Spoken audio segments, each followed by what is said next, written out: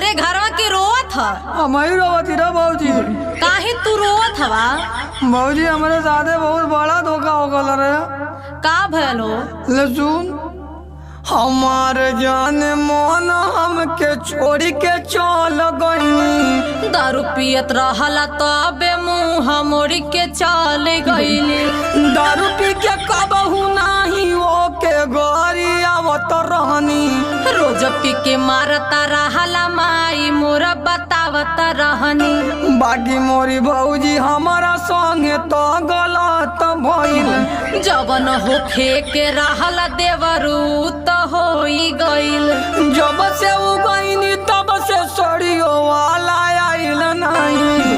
हमके लगाता उ भगाई के ले गईल कहीं। काओ कर पहले से भिड़ल रहे टाका हो।